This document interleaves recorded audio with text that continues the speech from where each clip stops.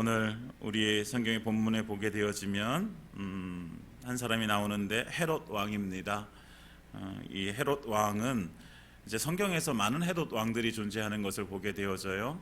예수님께서 태어나실 때 있었던 왕도 헤롯 왕이죠. 그리고 오늘 나오는 왕도 헤롯 왕이고요. 나중에 사도 바울이 이제 이제 이렇게 사역할 때 그때도 헤롯 왕이 등장하게 되어지는데, 이 많은 헤롯 왕이 등장하는데 이 헤롯 왕들은 똑같이 헤롯 왕이라고 하지만 사실은 뭐 다 다른 사람들이죠. 예수님 태어나실 때 그때도 헤롯 왕이었잖아요. 그때 헤롯 왕은 이제 예수님께서 태어나심을 보고선 탄생을 축하하러 이제 박사들이 별을 쫓아서 오게 되어지는데, 이제 그들에게 묻고 이제 그들이 유대 왕으로 태어나신 이가 어디 있느냐 물으니까 이제 유대 왕이 태어났어 하면서 이제 예수님을 죽이려고 하잖아요. 그때 왕이 헤롯 대왕이에요. 헤롯 대왕. 그리고 그 이후에 헤롯 대왕이 죽고 나서 이제 세 명의 아들이 이제 그 다스리던 나라를 분리해 가지고 그렇게 다스리게 되어져요. 이것을 분봉왕이라고 해요. 성경에 보면 분봉왕이라고 하는데, 이것이 이제 서로 분리해서 이제 다스리는 왕이 되어졌다. 분봉왕. 그래서 첫 번째 왕이 저기 갈릴리 바다 쪽에 이제 통치하던 왕이 헤롯 안티파스라는 왕이에요. 그리고 헤롯 빌립이라는 왕은 갈릴리 이제 북동부, 이제 북쪽에서 동쪽 이쪽으로 이제 다스리는 왕이고, 유대와 사마리아 이쪽 다스리던 왕이 아켈라오, 헤롯 아켈라오라는 왕이었어요. 그런데 이 헤롯 아켈라오가 되게 폭정을 해요. 그러니까 로마의 마음에 들지 않아요. 그 당시 로마의 식민지였기 때문에 로마의 마음에 들지 않아 가지고 로마가 이 왕을 폐위시켜 버려요.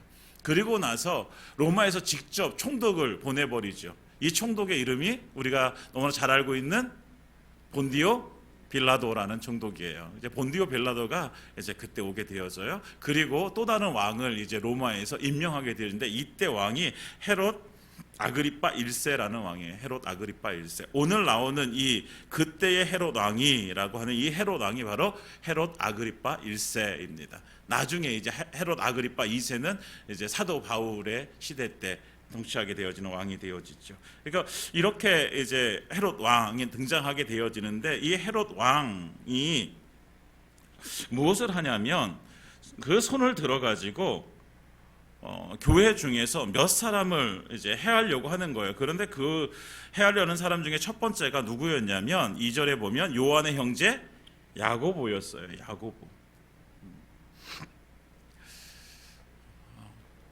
야고보는 예수님 따라다니던 그 사도들 중에서도요, 그렇게 수제자격이었어요.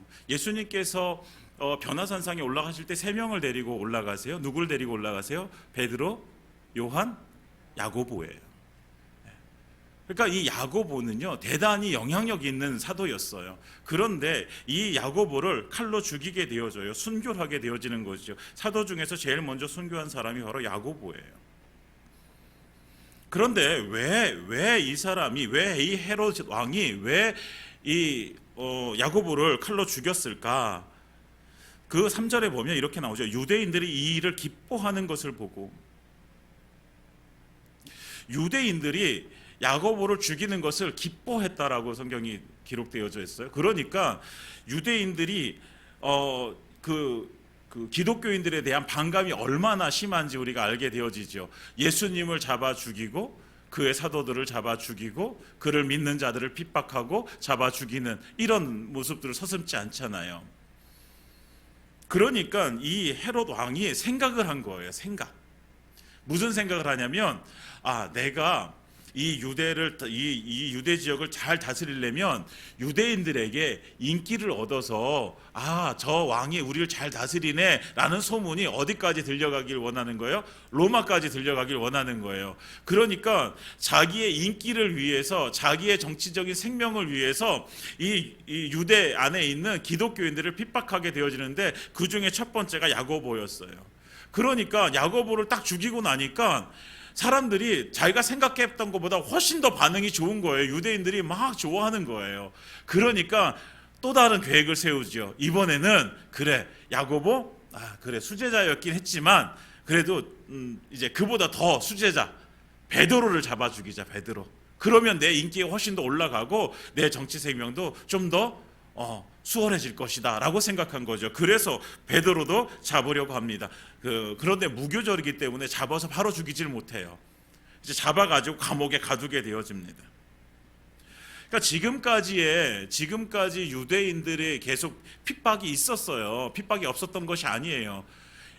예수님을 잡아 죽였던 그들, 그 이전부터 계속해서 기독교인들을 계속해서 핍박했는데, 그런데 그때는 단순히 그냥 유대인들의 그 어떤 감정적인 어떤 핍박이었어요. 그런데 이 핍박이 무엇과 결탁하게 되어지는 거예요? 정치 세력과 결탁하게 되어지는 거예요. 로마의 정치와 결탁하게 되어지니까 이 핍박은요 더 엄청난 핍박이 되어지는 거예요. 그러니까 사도들이 죽어나가기 시작하는 거예요. 무엇을 위해서 그랬다고요? 헤롯 왕이 자기의 인기를 위해서, 자기의 정치 생명을 위해서 사람 죽이는 거 서슴지 않는 거예요.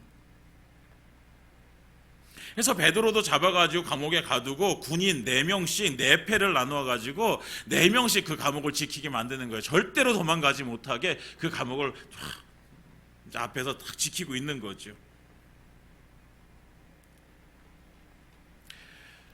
지금 대단히 위기예요. 위기. 교회의 위기예요. 지금 예수님께서 돌아가신 이후에 지금 그 중심점은요, 구심점은 누구냐면 사도들이에요. 사도들. 그 중에서 베드로는요 정말 수제자였고 그 교회를 지금 이끌어가는 리더였어요. 그런데 이 베드로가 붙잡혔어요. 그냥 단순히 감옥에 간 것이 아니라 그들이 베드로도 잡아 죽이려고 하는 거예요. 베드로까지 죽으면 교회는요 너무너무 위험해지는 거예요. 베드로까지 죽으면 아마도 교회가 그렇게 온전하게 설 수 있을까? 그러니까 너무 어떤 위기 속에서 지금 우리는 이제 그런 위기를 맞닥뜨려진 거죠. 근데 오늘 성경에서 보면 그 헤롯 왕이 손을 들어라고 하잖아요. 그 헤롯 왕이 손을 들어서 이 일들을 행하게 되어지는 거예요. 이 헤롯 왕이 그러면 누구를 대변하고 있는 거예요? 헤롯 왕이 이 세상을 대변하고 있는 거예요. 세상의 어둠의 주관자인 마귀를 대변하고 있는 것이죠. 우리도 마찬가지로 우리가 믿음의 삶을 경주하면서 막 살아갈 때에 우리를 방해하는 세력이 분명히 있다라는 사실을 우리는 기억해야 돼요. 우리가 정말 하나님 앞에 내 삶을 들여서 헌신하고자 할 때에 우리를 방해하는 자들이 있게 되어지죠. 방해하는 것들이 있다고요. 이게 세상 왕의 손이에요. 세상의 손이죠. 세상의 손. 자신의 인기와 생명을 위해서, 그것을 보존하기 위해서, 자기의 이익을 차지하기 위해서 서슴지 않고 사람을 죽이려고 하는 그 세상, 그것이 바로 우리가 지금도 맞닥뜨리고 있는 세상의 모습인 것과 똑같다라는 거죠. 세상에서 왕노릇하려고 하는 마귀의 계략이에요. 마귀의 계략. 어떻게 해서든지 하나님의 사람을, 교회를 무너뜨리려고 하는 계략. 근데 이것이 이상한 것이 아니에요. 마귀는 원래부터 그런 존재였죠. 요한복음 7장 7절에 보면 예수님께서 이렇게 말씀하세요. 세상이 너희를 미워하지 못하되 나를 미워하나니 이는 내가 세상의 행사를 악하다 증거함이라. 아멘. 세상이 예수님을 미워한대요. 왜 미워하냐면 세상을 악하다고 증거하기 때문에 미워한대요. 세상을 향해서 조금 타협하고, 야 그래, 너희 내가 요만큼 인정해 줄게, 요 정도는 괜찮아. 예수님은 그런 타협이 없으셨어요. 그냥 세상을 향해서 악하다라고 선포하시는 거예요. 네.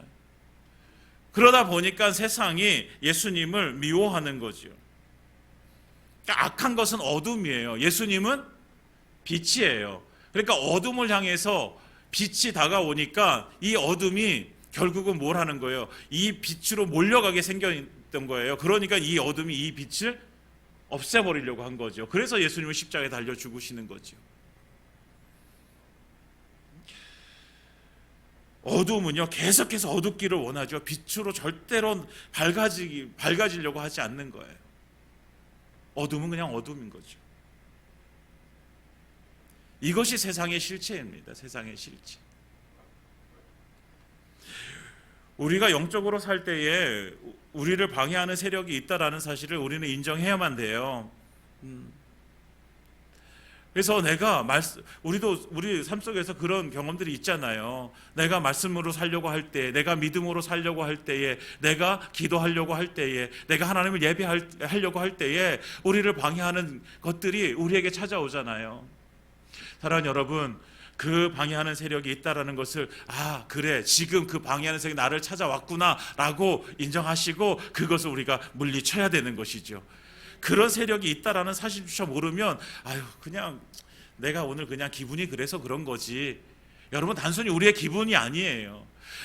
여러분, 우리의 영적인 삶을 방해하는 것은요, 그것은 우리의 기분 때문이 아니에요. 우리의 감정 때문이 아니에요. 그것은요, 그것을 조정하는 우리를 그것을 방해하는 세력이 있다라는 사실을 우리는 분명히 알아야 된다라는 것이죠. 그래서 그 세력을 알 때에 우리가 그것을 이길 수 있는 거죠. 그것이 어둠이란 사실을 알 때에 우리가 그것을 이길 수 있는 거예요. 무엇으로요? 빛으로 이길 수 있는 거예요. 예수의 이름으로 이길 수 있게 되어지는 것이죠. 사랑하는 여러분, 우리에게 이런 것들이, 우리의 영적인 생활을 방해하는 것들이 다가올 때에 우리가 그 실체를 알고 그리고 그것을 이겨낼 수 있는 믿음의 사람들 되시기를 예수님으로 축원드립니다. 세상의 손은 그런 거예요. 우리를 어떻게든 넘어뜨리려고 하고 어떻게든 우리를 실패하게 만드는 것이 세상의 손이에요. 그렇다고 한다면 이 세상의 손에 우리가 무너져야 될까? 그렇지 않잖아요. 무너지면 안 되잖아요. 그럴 때에 등장하는 것이 무엇이냐면 하나님의 손이 있다라는 사실을 우리는 알아야 돼요. 하나님의 손에 등장합니다. 세상의 손이 등장할 때 하나님의 손이 등장하는 거예요. 오늘 헤롯이 야고보를 죽이고 베드로도 잡아 죽이려고 옥에 가두게 되어집니다.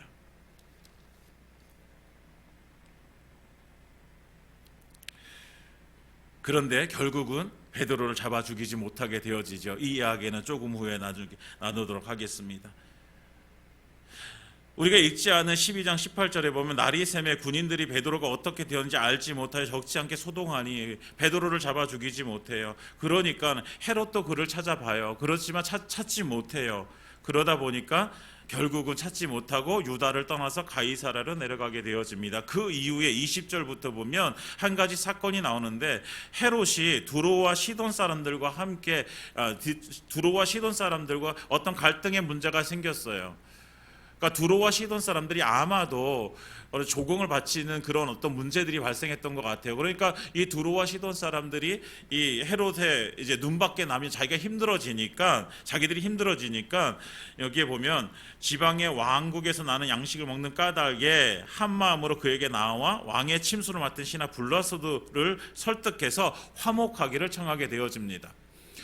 이 말은 뭐냐면 지금 헤롯 왕의 권세가, 지금 헤롯 왕의 인기가 엄청났다는 거예요. 헤롯 왕의 권세가, 힘이요 엄청났다는 것을 보여주는 거예요. 그러다 보니까 이 헤롯 왕은 자기 힘이 계속해서 올라가길 원하는 거예요. 자기의 인기가 올라가길 원하는 거예요. 그래서 어느 날 왕복을 입고 단상에서 사람들에게 연설을 하게 되었는데, 사람들이요 뭐라고 했냐면 이것은 신의 소리요 사람의 소리가 아니다 라고 이렇게 외쳐요. 그러니까 이 헤롯 왕이 얼마나 뿌듯하겠어요. 자기를 어느 경지까지 올려주는 거예요. 사람들이 신의 경지까지 올려주는 거예요. 사람의 소리가 아니라 신의 소리입니다 라고 이렇게 외치니까 너무 좋아요. 너무 기뻐요. 그러니까 그걸로 만족하고, 그래 내가 이 정도 위치에 있지 라고 할 그때에 23절에 하나님의 손이 나타나게 되어집니다. 헤롯이 영광을 하나님께 돌리지 아니하므로 주의 사자가 곧 친히 벌레에게 먹혀 죽으니라. 아멘. 결국 이 어둠인 이 헤롯의 손을 무너뜨리는 것이 누구의 손이에요? 하나님의 손이에요. 하나님의 손. 헤롯이 아무리 인기를 얻고 아무리 그 힘이 권세를 얻고 그래서 그가 신의 위치라고 사람들이 그렇게 외치면서 그를 높여줄지라도 그는요 한낱 인간에 불과한 거예요. 우리를 아무리 괴롭히고 우리의 영적 생활을 방해하는 그 마귀가 아무리 힘이 세다 한들 그 마귀는요 하나님의 손에 의해서 멸망당할 존재일 뿐이죠. 사랑하는 여러분, 우리는 그 하나님의 손이 붙든 자들입니다. 하나님의 손, 이 능력의 손이 우리를 붙드시고요, 우리를 이 세상 어둠 가운데로 우리를 데리고 가시는데, 그냥 어둠 가운데로 데려가시는 게 이 빛 대신 하나님께서 우리를 이끌고 가주시는 거예요. 그래서 그 빛으로 무엇을? 어둠을 몰아내시는 거죠. 이것이 우리 하나님의 손입니다.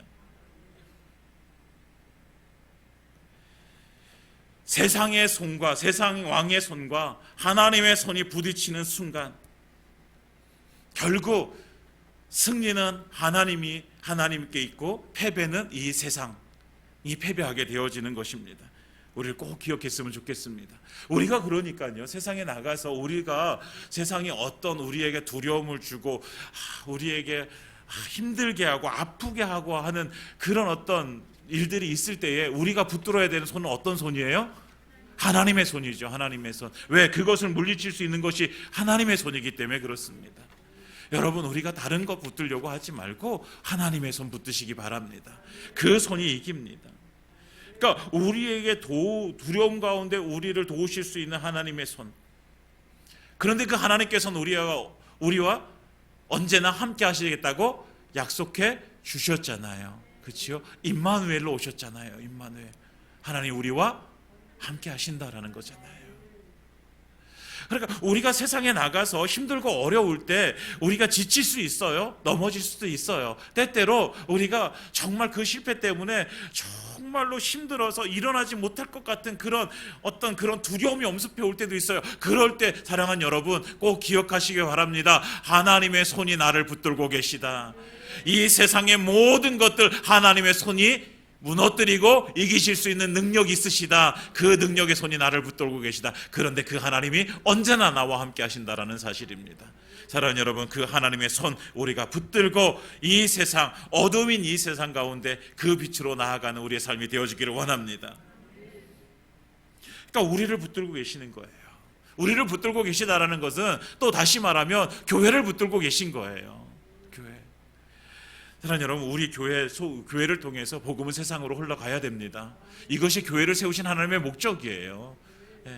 교회는, 그러니까 우리는 나가서 세상 가운데 나가서 빛이 되어져야 되는 거예요. 그 빛이 뭐냐면 세상의 어둠을 몰아내는 빛이에요.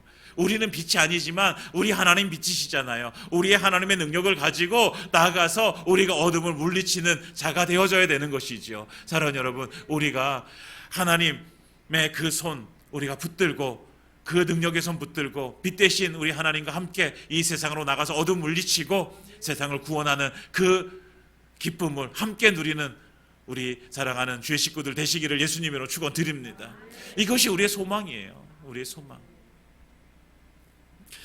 우리의 소망이 단순히 나 혼자 잘 믿고 예수 잘 믿다가 나 천국 가는 것, 이것이 우리의 소망이 아니라 내가 예수 잘 믿고 그리고 내가 이 세상에서 그 빛된 역할을 감당해서 내가 내 주변에 있는 그 사람들, 정말 말로는 형용할 수 없는 그 고통이 있는 그 지옥으로 가지 말고 천국에 보내는 그 일 내가 감당하리라. 이것이 우리의 사명이고요, 우리가 해야 될 일들이죠. 사랑하는 여러분, 이 일들 함께 감당해 주시기를 부탁드립니다. 그러면 이 하나님의 손, 세상의 손과 하나님의 손이 싸워서 하나님이 승리하시는 거예요.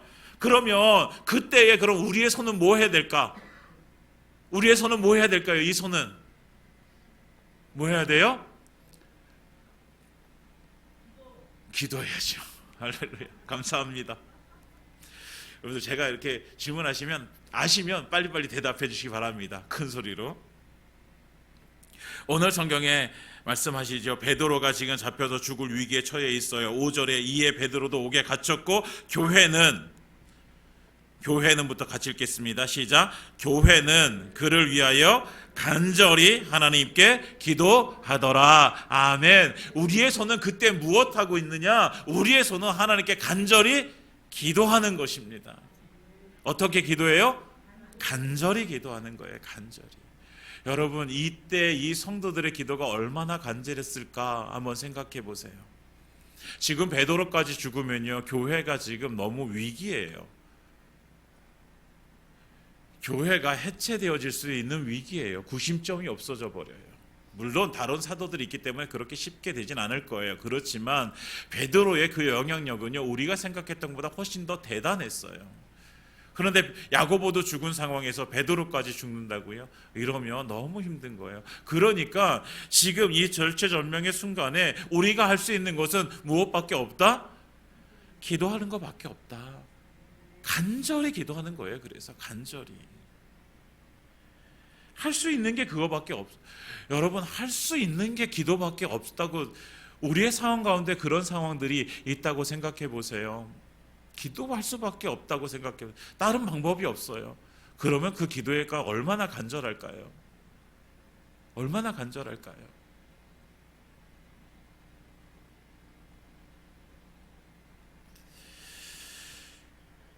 근데 이렇게 기도할 때 역사가 나타나는 거예요. 간절히 기도할 때 하나님의 역사가 나타나는 줄 믿습니다. 6절부터 그 역사를 하나님께서 우리에게 쭉 설명해 주세요. 감옥에 갇혔어요. 그런데 7절에 보면 호련히 주의 사자가 나타납니다. 호련이라는 건 갑자기 알지 못하는 순간에 갑자기 나타나게 되어져요. 교회가 베드로를 위해서 기도할 때에 베드로가 있는 그 옥에 누가 나타나요? 주의 사자가 갑자기 나타나요. 그래서 무엇이라고 말하냐면 베드로의 옆구리를 막 쳐요. 막 쳐서 급히 일어나라. 그랬더니 쇠사슬이 손에서 벗겨져요. 여러분, 우리가 간절히 기도할 때요, 우리를 묶고 있었던 쇠사슬이 풀려질 줄 믿습니다. 우리를 묶고 있었던 그 문제들이 해결되어질 줄 믿습니다. 간절히 기도할 때에, 우리의 손이 하나님 앞에 간절히 기도하는 손으로 들여질 때에 하나님의 역사는 그렇게 나타나는 것입니다. 갑자기 띠를 띠고 신을 신으라 말하고 막 겉옷을 입고 따라오라고. 그래서 베드로가 막 지금 정신없어요. 정신없는 중에 갑자기 나타났으니까 주의 사자가 얼마나 정신없겠어요. 정신없이 막 지금 자기의 손에 수갑이 풀어진지 어땠는지 그것도 잘 모를 거예요. 막 허겁지겁 옷 입고 막 따라 나가는 거예요. 9절에 보니까 그렇게 나오잖아요. 생시인 줄 알지 못하고 환상을 보는가. 그러니까 정신이 없는 상태예요. 그러다가 첫째 파수도 지나고 둘째 파수도 지나서 시내로 이제 이르는 세문에 이르러서 저절로 열리고 그것을 통과하고 거리로 나가 보니까 천사가 떠나가요. 그러다 보니까 11절에 이제야 정신이 들어요. 이제 이게 환상이 아니구나. 이게 실제로 내가 지금 감옥에서 나왔구나. 근데 어떻게 나왔지? 몰라요. 우리는 알아요. 어떻게 나왔을까요? 성도들의 간절한 기도 때문에 나왔어요.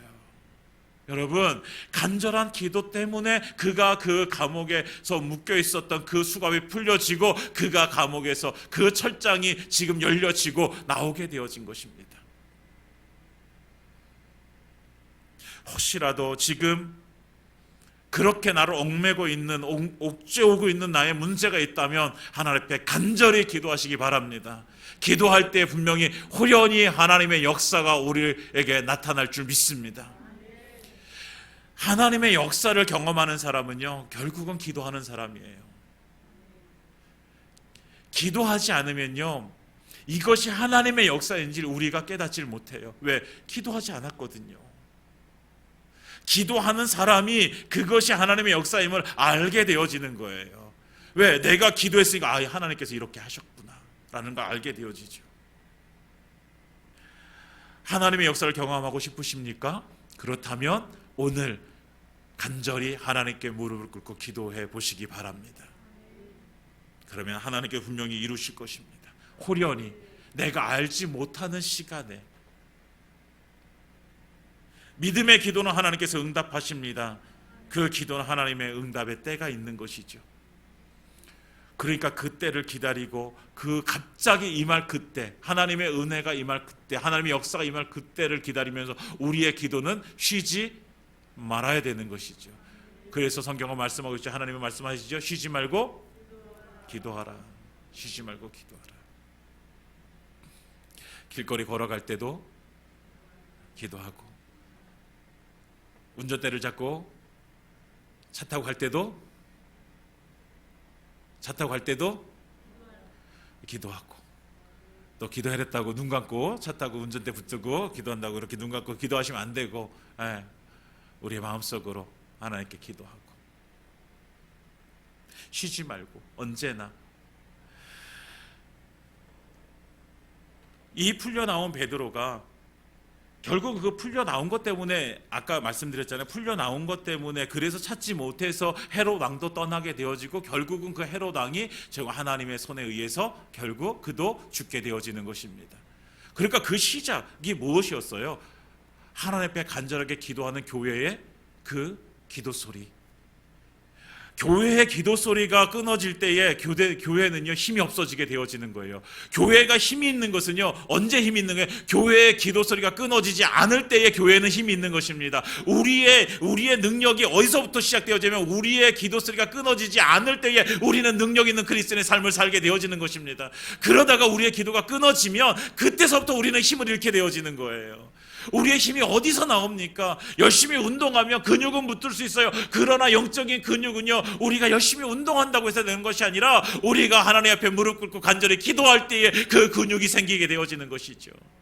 그때에 우리는 승리하게 되어지는 것입니다.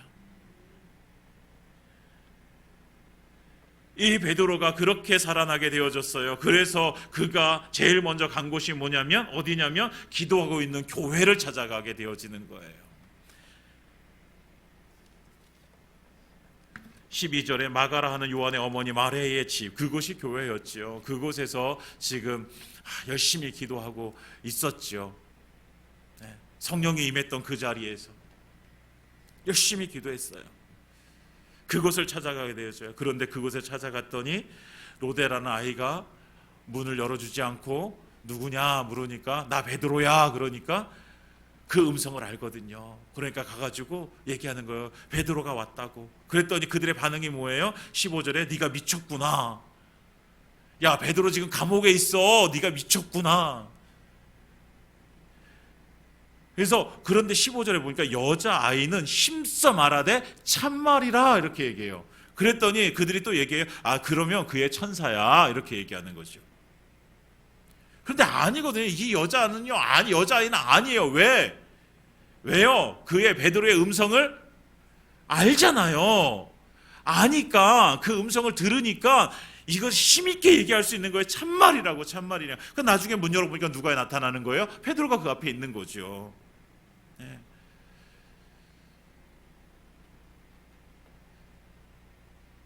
이들의 믿음이 없었냐? 이들이 간절히 기도했는데 믿음이 없는 기도를 했느냐? 아니에요. 있었어요. 믿음으로 기도했단 말이에요. 간절히 기도했단 말이에요. 그런데 왜 이런 반응이 나타났을까요? 갑자기 이렇게 이루어질 줄 몰랐던 거죠. 갑자기 베드로도 갑자기 그 전사가 자기를 찾아와서 이렇게 되어질 줄 몰랐던 것처럼 이들도요 갑자기 이렇게 되어질 줄 몰랐던 거예요. 조금 더 있다. 우리가 오늘 기도했으니까 한 일주일쯤 후에 이렇게 되겠지. 사랑하는 여러분, 하나님의 역사는 우리의 생각을 뛰어넘습니다. 하나님의 때는요 우리의 때와 맞진 않아요. 내가 그 딱 맞으면 너무 좋은데 때때로 맞지 않아요. 우리의 때보다 내가 이렇게 기도하면 하나님께서 한 1년 후쯤에 어떤 이런 일들이 벌어지겠지라고 하지만 하나님의 때는요 1년 후가 될지 아니면 1년보다 훨씬 더 앞당겨서 내일 그 일이 벌어질지 우리는 알 수 없어요. 그러나 우리가 알 수 있는 것은 뭐예요? 이 로데라는 이 여자아이가 그 베드로 문 밖에서 지금 음성을 들려주고 있는 그 베드로의 음성을 듣고 힘써 말하되 참말이라 이렇게 얘기했던 것처럼 우리가 주의 음성을 우리가 민감하게 듣게 되어지면 우리는요 그거에 대해서 우리는 확신을 가지고 나아갈 수 있게 되어지는 것입니다. 사랑하는 여러분, 주님의 음성을 들으시기 바랍니다.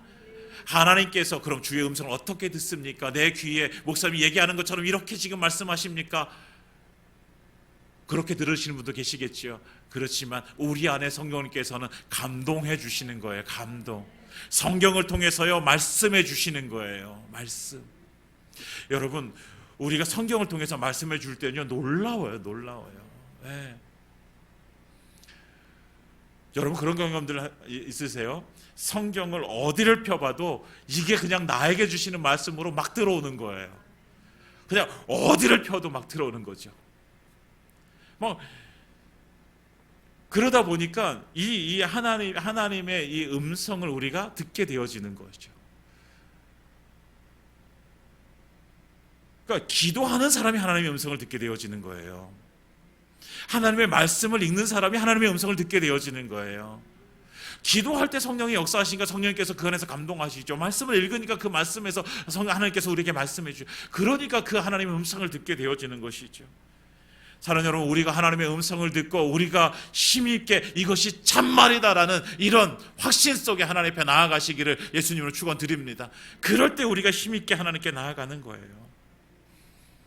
그럴 때 하나님께서 쓰시는 거예요. 기도하는 나를 쓰시는 거예요. 이렇게 해서 지금 이제 베드로가 다시 살게 되었어요. 그랬더니 베드로는요, 이제 17절에 보면 야고보와 형제들에게 이 말을 전하라 하고 떠나 다른 곳으로 가니라. 다른 곳으로 가게 되어졌어요. 그리고 베드로의 지금 사역은 사실 이 12장에서요 이제 보여지지 않아요. 물론 베드로도요 계속해서 사역을 이어가고 있었어요. 그러나 그 사역이 누구에게로 옮겨가냐면 24절 보면 하나님의 말씀을 흥황하여 더하더라 라고 말씀하시면서 25절 바나바와 사울이 부조하는 일을 마치고 마가라 하는 요한을 데리고 예루살렘에서 돌아오니라 라고 이렇게 기록하고 있죠.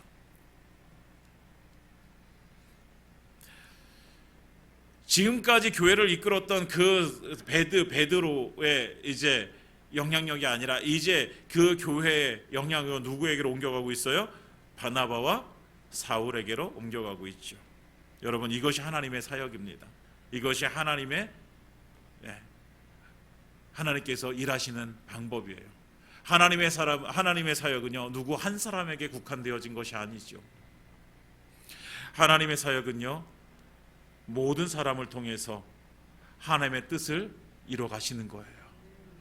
그러니까 내가 없으면 이거 안 될 거야. 이것도 사실은 맞지 않아요. 내가 아니어도요 하나님은 하나님의 일을 하시는 거죠. 또 반대로 내가 아니어도 괜찮아. 아니요, 하나님은 그 사람을 쓰시고 싶어 하시는 거죠. 그러니까 우리가 하나님께서 나를 어떻게 쓰실지 모르는 거예요. 교회에서요 하나님께서 어떻게 나를 어떤 위치에서 하나님께 나를 쓰실지 모르는 거예요. 그런데 중요한 것은 뭐냐면요, 중요한 것은 하나님께서 쓰시는 사람은 언제나 기도하는 사람이라는 거죠. 언제나 하나님께 기도하는 사람은 하나님께 쓰시는 거예요. 사랑하는 여러분, 우리가 하나님께 그렇게 간절히 기도하는 자로 나아가길 원합니다. 그래서 하나님께서 쓰실 때에 정말 하나님께서 원없이 하나님께서 쓰시는 그런 하나님의 정말 사람, 하나님의 자녀 되어지는 그 은혜가 우리에게 임하기를 예수님의 이름으로 축원드립니다. 말씀을 마치겠습니다. 세상은요 어둠이에요. 세상의 손은, 하나님의 손은 빛입니다. 어둠은 분명하게 이 빛에 의해서 물러갈 줄을 믿습니다. 이거는요 반론의 제기가 없어요. 어둠은 무조건 빛이 임하게 되면 물러가게 되어져 있어요. 여기 한번 우리가 다 불을 꺼보세요. 그럼 어둡잖아요. 그러면 불이 한 개라도 켜져 보세요. 그러면 어둠은 그만큼 물러가게 되어지는 거예요. 그런데 우리 하나님의 빛은 완전한 빛이에요. 완전한 빛. 그러니까 어둠은요 하나도 남김없이 물러갈 줄 믿습니다. 우리 가운데 그 어둠의 세력 때문에 우리가 힘들어하고 아파하고 있는 것들, 우리 하나님의 빛이 임할 때에 하나도 남김없이 다 떠날 줄을 믿습니다. 그럴 때 우리는 무엇을 하느냐? 우리는 하나님께 간절히 기도하는 것이죠. 우리의 손은 간절히 기도하는 것입니다. 간절히 기도하는 손과 우리 하나님의 손이 만나서 하나님의 역사가 우리의 삶 가운데 이루어지는 것입니다. 우리의 삶. 그러니까 내가 하나님의 역사를 경험하고 싶다면, 내가 내 옆에 있는 지체야 내가 경험하고 싶다면, 내가 오늘 무릎 꿇고 간절히 하나님께 기도하면 하나님의 역사는 나에게 임할 줄을 믿습니다. 사랑하는 여러분, 우리의 손을 들어, 우리의 손을 모아 우리 하나님께 간절히 기도하는 우리의 주의 식구들 되시기를 예수님의 이름으로 축원드립니다.